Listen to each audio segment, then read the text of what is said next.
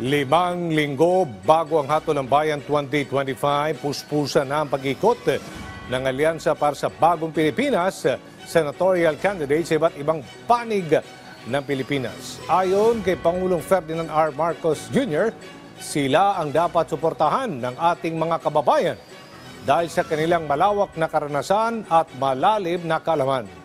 Nagbabalik si Mela Lesmora sa sentro ng balita. Binigyang diin ni Pangulong Ferdinand R. Marcos Jr. na solusyon at hindi komprontasyon ang kailangan ng Pilipinas para sa ibayong pag-unlad. Sinabi niya ito nang paunahan niya ang campaign rally ng Alyansa para sa Bagong Pilipinas sa Antipolo, Rizal. Ang tinutunguan po ng Alyansa ay ang kapayapaan at ang kaunlaran. Ang kailangan po natin para mag-unlad tayo ay hindi po ang pananakot at paninigaw. At ang kailangan po natin ay ang solusyon.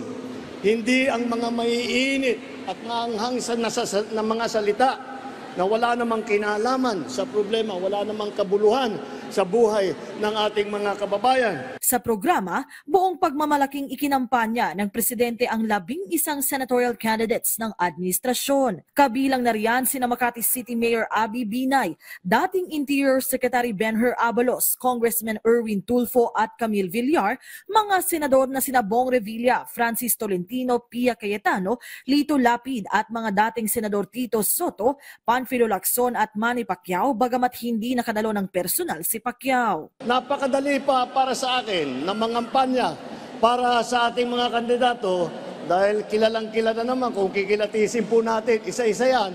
Lahat po yan starring, pinagsama-sama po natin. Lahat po ng pinakamagaling at pinakamabuti at pinakamasipag na mga nagsiservisyo publiko. Sa mga susunod na araw, inaasahang sa ibang panig naman ng Pilipinas darayo ang grupo. Pero bago yan, may kanya-kanya ring lakad ang alyansa candidates. Si Congressman Tulfo nakipagpulong sa pamilya ng mga person deprived of liberty na bahagi ng Aid Dalaw nationwide movement. Nag-ikot naman sa Batangas, Pampanga at Laguna si Senator Tolentino. Sa Butuan City naman bumisita si Mayor Binay. Pumunta naman sa Capiz si Senador Revilla, habang si Abalos nakipagpulong din sa iba't ibang sektor. Mela Lesmoras para sa Pambansang TV sa Bagong Pilipinas.